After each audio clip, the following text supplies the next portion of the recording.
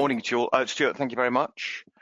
S&P 500. Well, yeah, that's under a lot of pressure, as indeed all equities are.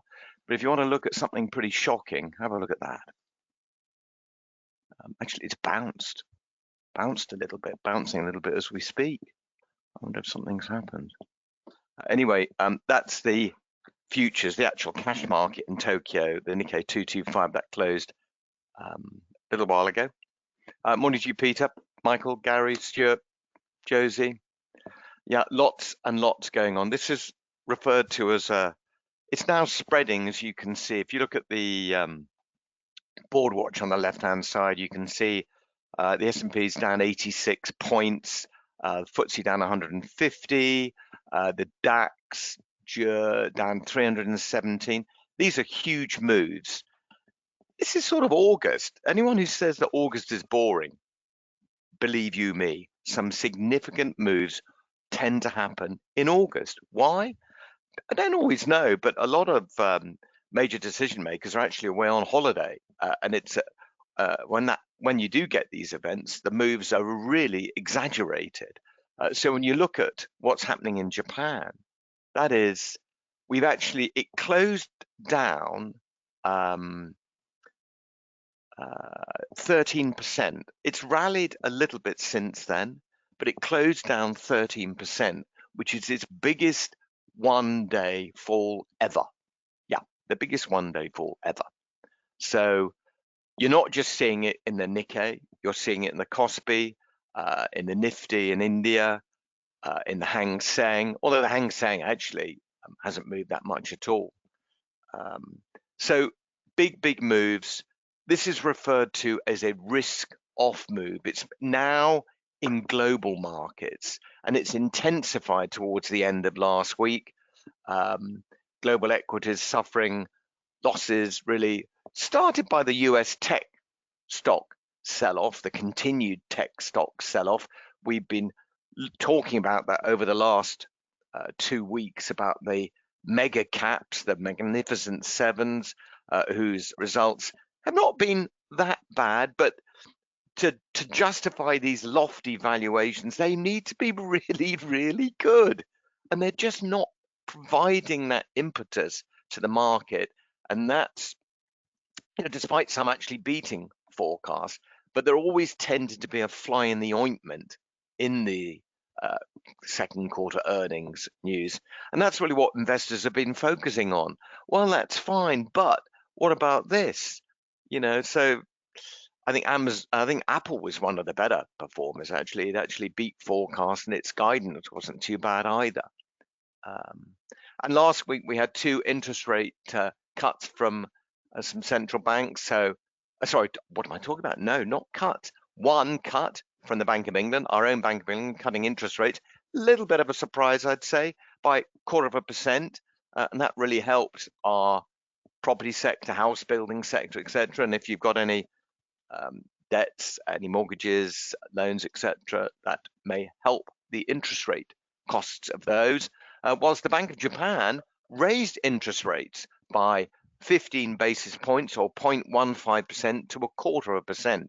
That was a surprise move. That's one of the reasons why the Nikkei has just fallen out of bed. And this is huge. We're talking about the Nikkei wiping out.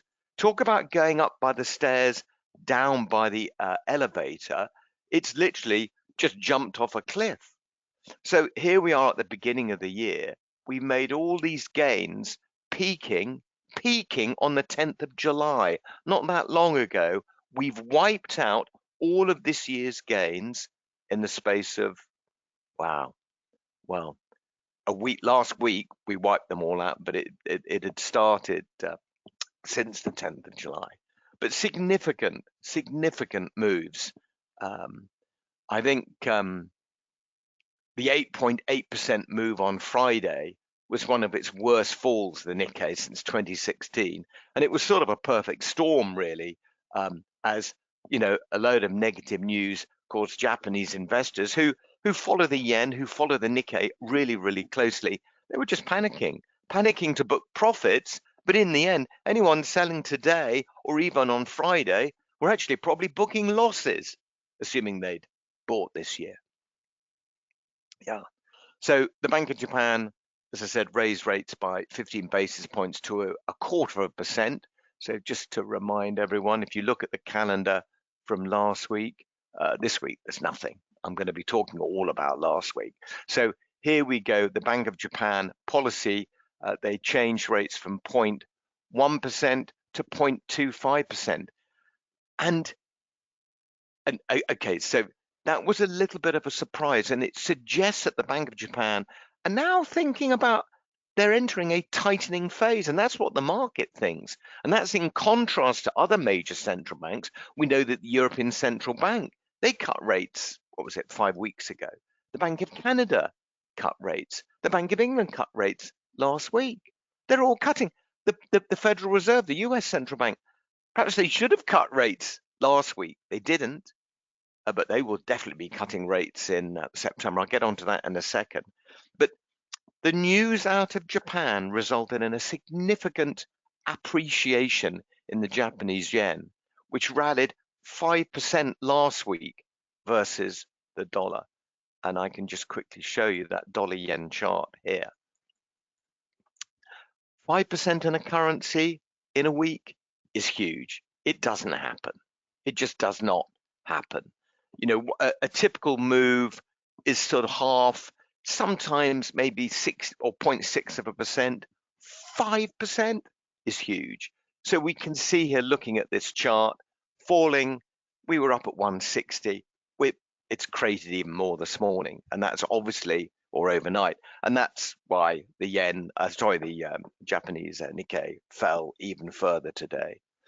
And the reason being is that they're tightening interest rates in Japan, whilst the US are going to be cutting rates. And at the moment, expectations are for the US now to cut interest rates by 0.5% in September. It really looks like they should have cut last week, doesn't it? Did they know about the data, the employment data on Friday? I don't know. Is it a one-off? Who knows? Anyway, let's get on to the US market. The US market fell on Thursday following this poor manufacturing data. Do you remember we had Friday wasn't the first day that the market started to fall, it was this data here. And do you remember I said last week, the market will shrug off data that's sort of roughly what was expected. This was way worse than expected, 46.8 versus 48.8. The manufacturing sector had been recovering. You know, it just, you can see it's just starting to move back.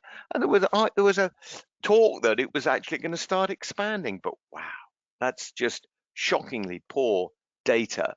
And that sort of kicked it off on Thursday, but it just got worse on Friday. But anyway, for the week, the S&P fell 2.4% and the NASDAQ lost another 3.3%. And remember, this comes on top of significant losses sustained in the NASDAQ. That's the S&P. Let's put the NASDAQ up. Sustained in the NASDAQ over the last 2 weeks anyway. So now the NASDAQ is in what we call a technical correction. Who knows what a technical correction is? I mean, you might say, yeah, Jerry, it's correcting. Wow, technical. Charts, yeah, technical. It means charts. It's to do with how far it's come from its highs. A bear market is where a market falls more than 20% from its highs, or a bull market where it rallies 20% from its lows. No, not many. Anyone can tell me what a correction is? A technical correction in percentage terms? I'll let you know then. It's 10%. So the market has fallen 10% or more from its highs. So the NASDAQ is now referred to being in a technical correction. It's possible if this carries on this route, it could actually turn into a bear market. That would change everything, wouldn't it? Just extraordinary. Anyway, the poor economic data, I think, combined with underwhelming second quarter earnings reports, as I said at the beginning of my piece, which really failed to support these huge valuations, these lofty valuations that all these companies have enjoyed. You know, we've talked about the mega caps, 3 trillion, 3.3 trillion. You know, these stocks are worth more than the combined value of our equity markets here in the UK. It's mad. Mad, but justified. We even had one fund manager saying that Nvidia, he could see it being worth 50 trillion in 10 years. I said to myself, and I did say to one of my colleagues, that's a classic sign of a end of the bull market, or end of the big rally. When you hear nuts like that, it's then just going into the realms of fantasy and dreams. Paul, Buffett halved his stake in Apple. That's really interesting, Paul. It didn't help, but he's been doing that over a couple, 2 or 3 months, maybe longer, since April. And he said it was one of his stalwarts in his portfolio. It is until it isn't, eh? Yeah. Ironically, Apple, Paul, was one of the better performing stocks last week, and actually it managed to buck the trend slightly, with forecasts beating revenue and earnings, which helped it eke out. Actually, it actually gained whilst the tech sector was crumbling. So it actually did really, really, really well.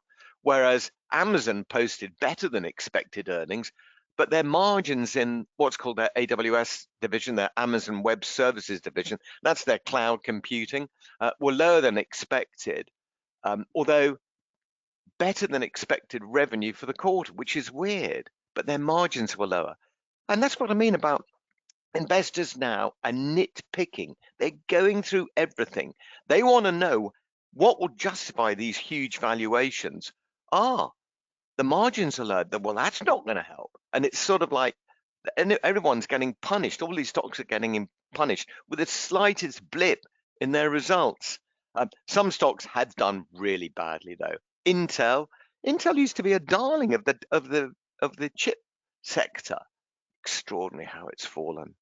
You know, it announced the scrapping of its dividend. It's cutting its global workforce by 19,000. And I think on Friday, its share price fell 26%, mainly because this sort of turnaround plan that the current CEO, the CEO's got, doesn't seem to be working.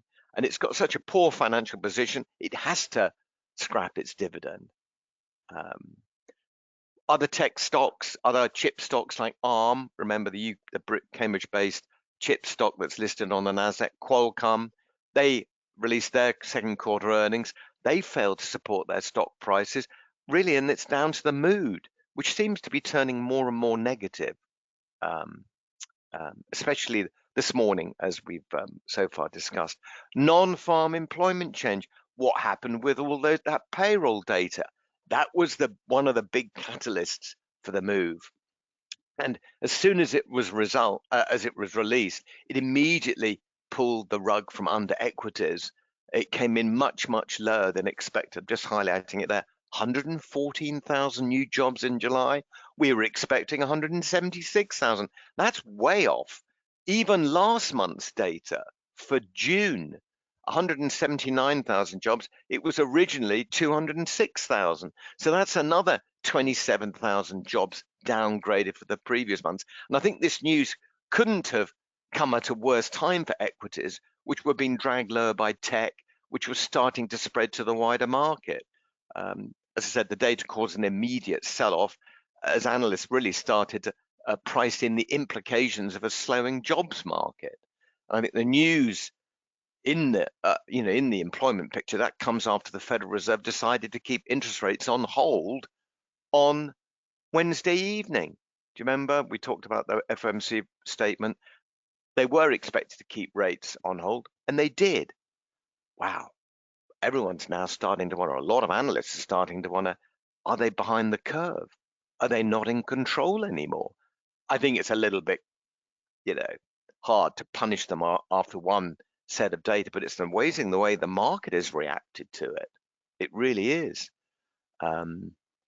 Anyway, the employment data caused an immediate sell-off because analysts now are pricing in all the implications, and one of the implications is the near certainty of a rate cut in September. Not just a rate cut, but look at this, September, Take a look at the screen now.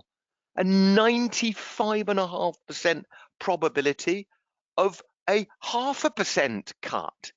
We weren't even sure there was going to be a 0.25% cut a month ago.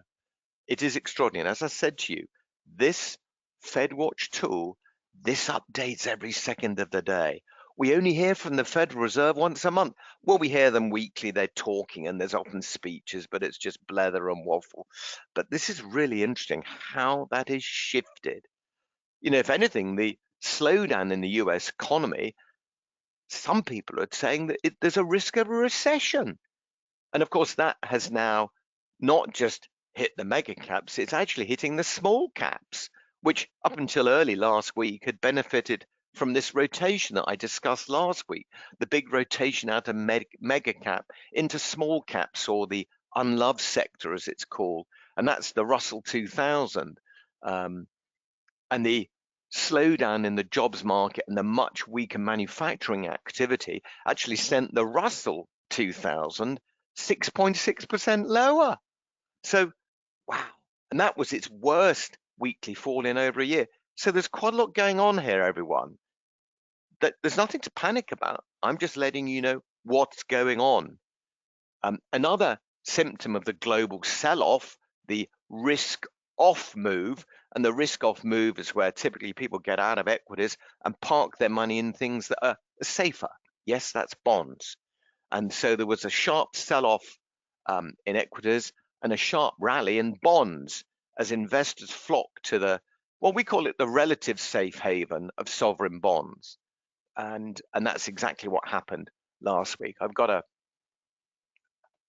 Here's a graph here which shows you, this is the yield curve of the United States, and the longer term yields, the 10-year yields, the 5-year yields. You can see if I hover over the 10-year yields, a week ago, the 10-year Treasury was yielding 4.21%. On Friday, it closed at 3.82. It's this morning at 3.76. Yields are tumbling. Why? They're all going in to bonds. That's the safest place to be. Really interesting. People ask my opinion. My opinion is the market's right. The market is always right. Are rates going to do what they're going to do in September? I don't know, but I do think that rates are going to definitely be cut significantly. And now, you know, when you look at this FedWatch tool to the end of the year, this is signaling 1.25% cut in interest rates by year end. So if you get a 0.5% cut in September, you've got another 0.75% to be cut in the remaining 2 meetings. Really interesting. Really doesn't mean they're right. That's the opinion right now. Yeah, absolutely. UK markets, I've been asked about them. Well, we in the UK are less exposed to the tech sell-off. UK markets actually fell just over 1% last week, which is probably one of the best performances of all the major indices. I think it was helped obviously by the cut in interest rates by the Bank of England of 0.25%, which is the first cut since 2020, which was, you know, when the Bank of England reacted to the pandemic, the global pandemic. But it did support property and house building sectors. But you can see this morning, that's a big fall, 167 points. It's falling as much as the DAX is. The DAX is off 320 odd points. These are big moves. Yeah. And the DAX actually last week was down 4%, so a lot worse than the FTSE, and continuing to fall significantly this morning, as you can see here on the chart that I'm showing on the screen. My opinion, does my opinion matter? I can tell you what I think. I think it's highly likely the markets are going to remain under pressure. As some analysts actually believe the Fed has misjudged the slowdown in the jobs market and should have cut rates last week.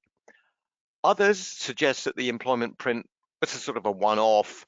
They've got it wrong. It's this data. It'll be corrected in the September report. But you can only react on what we've got, you know. And the fact is, I think expectations for the Fed to be cutting rates by 0.5% in September Some are even talking about an emergency cut even before that meeting. And the Fed can act. They don't have to wait for a meeting. They can have a phone conference and decide to cut interest rates in between meetings. I think it's unlikely, but it really depends on the market sentiment as much as anything else. As I said, by year end, forward rates now imply rates tumbling by 1.25% to 4%. My only comment on that is that how quickly the mood changes. But as I said at the beginning, August often throws up interesting moves, especially when many major decision makers are away on holiday. They often refer to it as the A team go on holiday and they put the B team in charge. Don't do anything rash. Just keep me in touch, please. I'm on the beach. Call me on my phone. That's the sort of attitude. But these are big moves, big moves. Currencies, I'm only going to focus on the markets. There's not a lot to talk about in terms of data coming out, if you don't mind. And if you've got questions, please let me know. Ask me anything. The dollar, well, here's the euro, good proxy for the US dollar. The euro rallying sharply, not surprising. A very volatile week for the dollar. The dollar actually was gaining for most of last week until Friday, when the non-farm employment data caused that huge shift in interest rate expectations. And that's what resulted in a big fall on Friday and another big fall today. So the dollar actually closed down 0.5% on Friday, and it's continuing to weaken this morning. Yeah. The standout move, well, you don't need to remind you, the Japanese yen, which reacted to the surprise hike in rates by the Bank of Japan on Wednesday, and then on Friday, the surprise non-farm employment data, which has resulted in a massive shift in interest rate expectations in the States. So you've got rates potentially coming down 0.5% in the US, and rates have gone up in Japan. Wow. Anyway, the yen rallied against the dollar 7%. It gained over, 7 yen on the week. That's huge. 146. And where did it start? It started at 153.90 odd. They had 7 yen. That's 5%. That rarely happens. And it's partly, or I think majority, down to these carry trades. A lot of big investors, hedge funds, private equity, borrowing in yen, virtually no interest charge at all, swapping those yen for dollars and investing them in the MAGA 7. Wow, what a great trade that is. Until the yen rallies, until you see the yen rally like this, you're then suffering significant losses on those trades. Yeah. Commodities, well, not surprisingly, oil has been buried. It's a bellwether really on economic activity, so it's not surprising to see it fall. Although a weaker dollar might help its plight in the medium term, but in the short term, I think this global equity sell-off will continue to pressure oil. Gold, yeah, oil was down, was it over 3%? So quite a significant move in oil, really. I mean, as Stuart was saying, it went straight up from the mid 70s, 76 level on 77 level on Brent, all the way up to the 88 level, and it's come all the way down and some. So it's actually below June's low. Yeah. Gold, yeah, it sort of benefited from the financial markets turbulence and also the probability of that 1.25% cut in US rates by year end. Remember, lower interest rates reduces the funding costs in holding gold. It's like an opportunity cost. So with lower interest rates, the cost of holding gold goes down, which makes it more attractive. Yeah. Okay, so a quick gander at the calendar. So the week beginning the 5th of August, not a lot in the calendar, I'm afraid. Little to discuss, really. The Australian interest rate decision, and also we've got ISM Services this afternoon. That's Monday afternoon. And if you're in the UK, we've got construction PMI, but it's not that great that greater focus for international markets anyway. But today we got the ISM Services. We're looking for a pickup in July's print. Obviously, a lot of this almost seems insignificant when you look at what's going on in the markets, but we're going to talk about it anyway. And services are more important than the manufacturing sector. We had that really poor manufacturing PMI data last Thursday. What's going to happen with the services sector? That's a lot more important to the US. 51.4, bit of a weird print last month. It was just caught everyone by surprise. And I think we're just looking for a correction back to that 51.4 level versus that 48.8 expected. The dollar will be a little bit sensitive to it, but really, I think with everything else going on, unless this is so far off base, I don't think it's going to affect the markets really. And then on early Tuesday morning, you've got the Reserve Bank of Australia, the RBA, their policy meeting. As you can see, currently at 4.35%. They're not expected to change rates at all. Aussie will be sensitive to the announcement though, so just remember any Aussie pairs that you've got open, consider them. And then Tuesday morning, we've got here in the UK construction PMI. This sector had been picking up a little bit. I mean, obviously, the expectation is for that PMI to fall a little bit to 51. But you think last week's cut from the Bank of England should help in the medium term, helping the property sector, helping the house building sector. In the months to come, the construction sector might or should improve, depending on other factors, of course. Some being the budget, at the UK budget at the end of October. That was announced last week. What else? We have, unemployment claims. We're going to be a bit sensitive to those, aren't we? Because after all, the non-farm employment data last Friday, that's a monthly bit of data, but it's made up of weekly data that's published. So I think the market's going to be looking quite closely at the unemployment claims. But yeah, the employment picture really looked as if it worsened, and potentially we're going to have to wait until, gosh, when is it? The first Friday in September. So we're going to have to wait until the 6th of September before we get an update from the Bureau of Labor Statistics. So, gosh, there's a long wait. So we'll have to sort of hook up on the unemployment claims. But that's really it. Oh, sorry. Yeah, we've got inflation data coming out of China.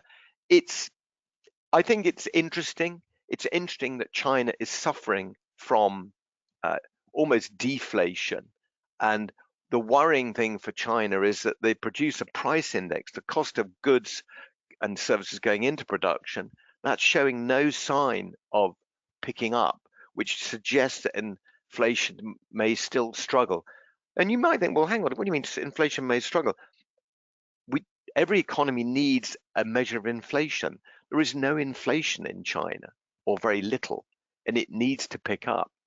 0.3% is a pickup, but if you're running a business and you're not able to increase your prices because there is no price pressure and you just can't competitively, it makes it very difficult to invest in your business.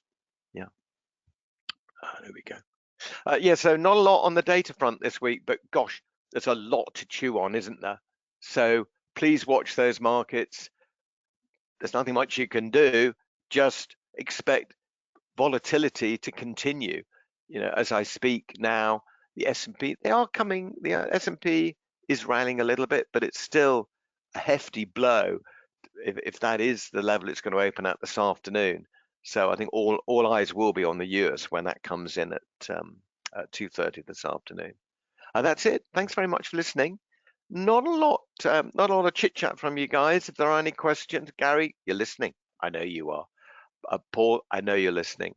But you've been quiet. Maybe you just want to hear what I've got to say. But if you have got any questions, please fire them away. But otherwise, I'm going to... that's no problem, Josie. I hope it's helpful, just to help you understand what's causing all these big moves. Yeah. Banks, expectations, thin markets, holiday, whatever you want to call it. Anyway, talking of holidays, if you're going on one, have a good one. If not, stick around. This market is fun. And it should be followed closely. Thanks very much for listening. We'll catch up again next Monday, 8 a.m. All the best.